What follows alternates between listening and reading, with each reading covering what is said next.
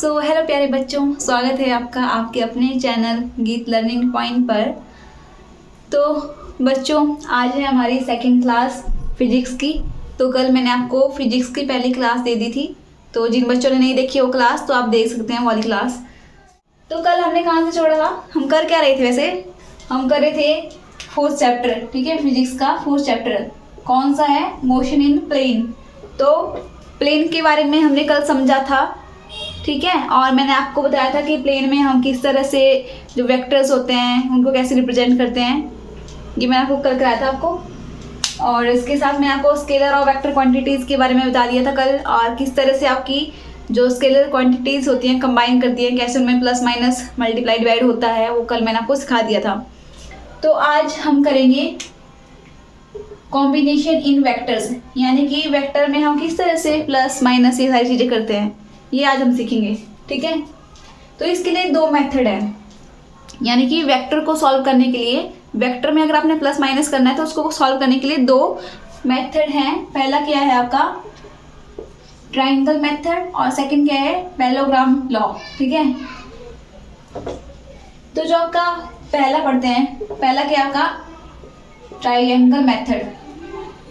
Triangle method क्या बोलता है? तो सबसे पहले हम पढ़ेंगे इसको एडिशन के लिए, कि प्लस करना हो तो कैसे करेंगे हम, और ट्रायंगल मेथड में कैसे करेंगे, क्या बोलता है आपका ट्रायंगल मेथड। मैंने ये दो वेक्टर बनाए हैं यहाँ पे पेजेस से। तो जैसे सपोज करो ये मेरा ए वेक्टर है और ये मेरा ऊपर वाला बी वेक्टर है, तो ये ऐसे पहले दूर है, ठीक है। तो मैंने कल आपको टाइप्स बताया था ना कि वेक्टर क्या होते हैं, पैरेलल वेक्टर्स होते हैं, कि आप वेक्टर्स को ऐसे अगर इस पोजीशन में तो आप ऐसे इसको नीचे लेके आ सकते हो, पर पैरेलल आना है आपको, ऐसे ऊपर नीचे पैरेलल कर सकते हो, ठीक है। तो मेरे पास इस वेक्टर दिए हैं, ऐसे एक इतनी दूरी पे है और एक इतनी दूरी पे है।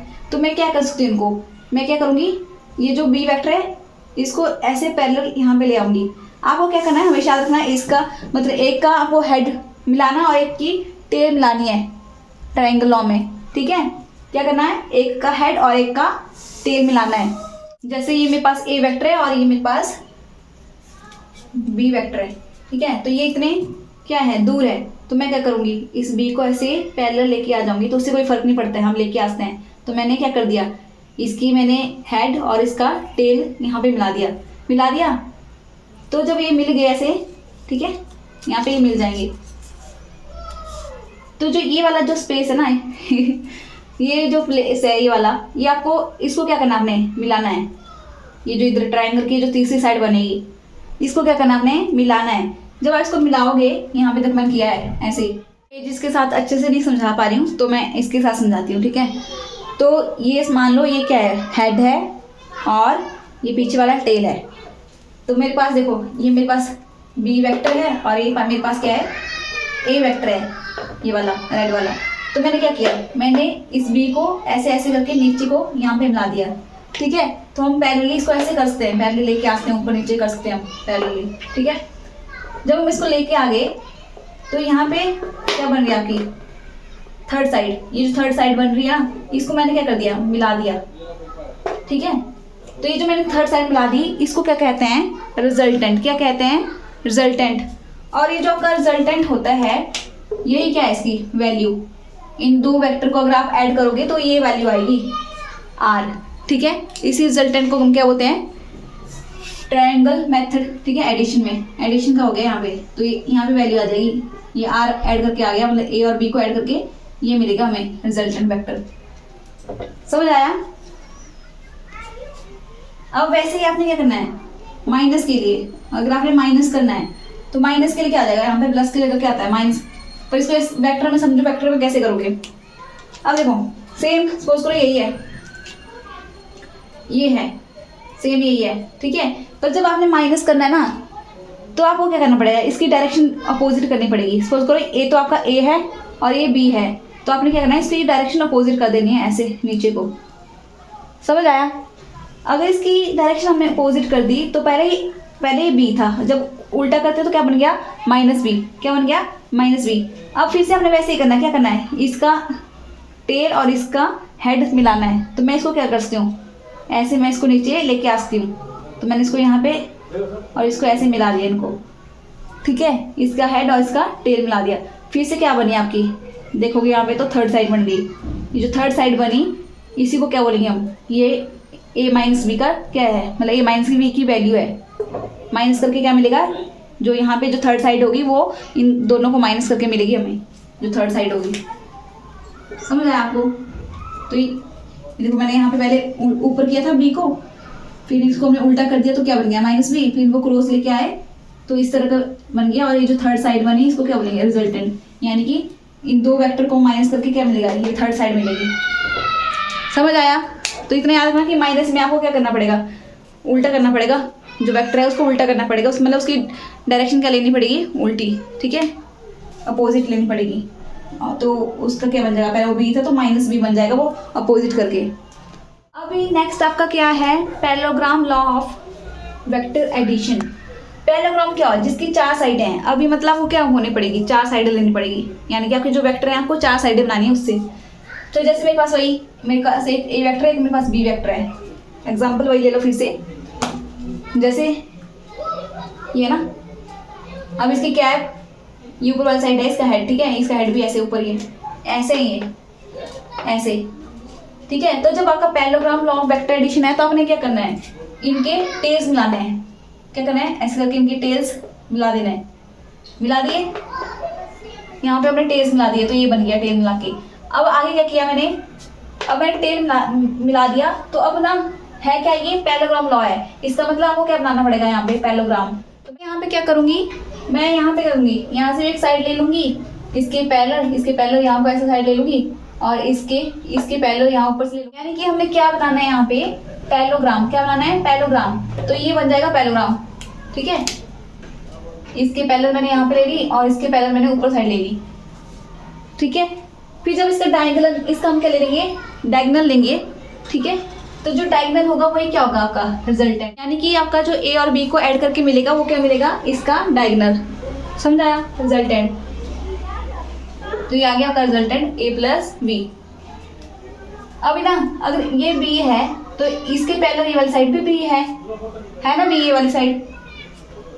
और यही मैंने आपको अभी बताया कि आपके ट्रायंगल लॉ में क्या होता है, आपका ऐसे लेते ना हम, एक का हमने क्या लिया, हेड, और दूसरे का हम क्या लेंगे, टेल, उनको मिला दिया, ये मिला दिया हमने, यहाँ पे रिजल्टेंट बन गया, ये आपका ए, ये आपका बी, और इसका रिजल्टेंट। तो इस तरह का बन रहा है ना, ये भी, ये तो आपका ट्रायंगल वाला हो गया, ठीक है। तो मैंने यहाँ पे इस तरह से बनाया है, आप चाहे किस साइड को भी डायरेक्शन में बना सकते हो। ये मैंने ए वेक्टर लिया और बी वेक्टर लिया, इसकी हेड मिलाया और इसका टेल मिलाया, ठीक है। फिर इनके जो लास्ट में पॉइंट्स मिला दिए इनके, एक का हेड एक का टेल, उससे क्या बन गया, रिजल्टेंट।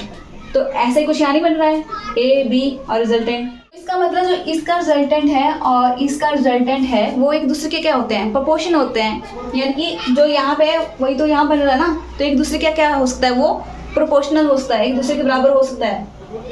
समझ आया ना आपको ये? वैसे हमको समझ आ रहा है आज कि नहीं आ रहा है? वैसे आज मेरा भी थोड़ा मूड कम है पढ़ाने का, तो पता नहीं क्या पढ़ा रही हूँ आज। अब देखो, अब पढ़ेंगे हम क्या, प्रॉपर्टीज ऑफ वेक्टर। क्या पढ़ेंगे, वेक्टर की प्रॉपर्टीज। तो प्रॉपर्टी नंबर 1 कि जो आपके वेक्टर होते हैं, ठीक है, जब इनको ऐड करते हैं तो वो कैसी प्रॉपर्टी फॉलो करते हैं, कॉम्यूटेटिव। कॉम्यूटेटिव प्रॉपर्टी क्या होती है, कॉम्यूटेटिव होती है 1+2 करो चाहे 2+1 करो, सेम ही आंसर आएगा, ठीक है। यानी कि आपको वेक्टर को चाहे a + b करो चाहे b + a हो तो क्या आएगा, सेम वैल्यू आएगी। तो इसको क्या बोलते हैं हम, कॉम्यूटेटिव प्रॉपर्टी। सेकंड लॉ क्या है, एसोसिएटिव प्रॉपर्टी। एसोसिएटिव प्रॉपर्टी क्या है, अगर आपके पास 3 वेक्टर आ गए, नंबर से सोच लो, इसको नंबर से समझ लो। जैसे मेरे पास 3 नंबर आ गए 1 2 3, इधर भी 1 2 3, तो मैं पहले 2 प्लस करूं कितना आएगा, 3, इधर भी 3, या लास्ट प्लस करूं, जैसे यहाँ पे 1 और यहाँ पे प्लस करके कितना आ गया 5, तो ये भी 6 आ गया, ये भी 6 आ गया। यानी कि आप ये पहले 2 प्लस कर लो पहले, फिर तीसरे के साथ प्लस करो, या लास्ट 2 को प्लस करो उसके बाद पहले के साथ प्लस करो, तो क्या आएगा, वैल्यू क्या आएगी, प्लस करने पर सेम आएगी। तो इसको क्या बोलते हैं, एसोसिएटिव प्रॉपर्टी।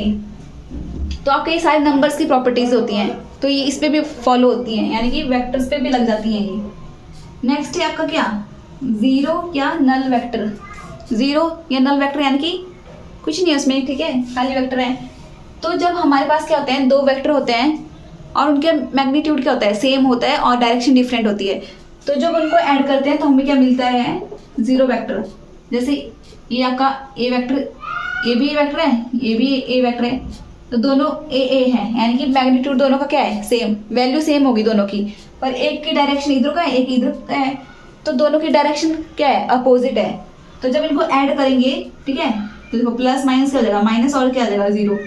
तो इसका मतलब जो आपका ज़ीरो वेक्टर होता है, ये आपका क्या आ जाता है, जब दो वेक्टर सेम होंगे और उनका डायरेक्शन डिफरेंट होगी, तो उस टाइम हमें क्या मिलेगा, ज़ीरो वेक्टर या नल वेक्टर, ठीक है।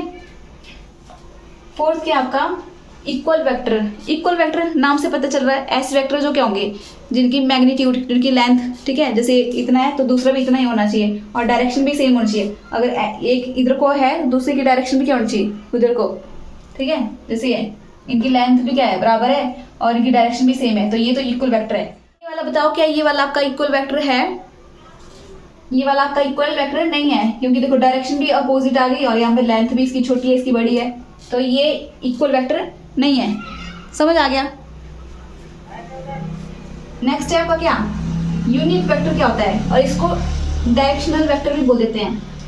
क्या होता है यूनिट वेक्टर, यूनिट क्या होता है, यूनिट मतलब जिसकी क्या होगी, आपकी यूनिट लेंथ होगी 1, तो जिसका मैग्नीट्यूड क्या होगा आपका 1, उसको हम क्या बोलेंगे, यूनिट वेक्टर।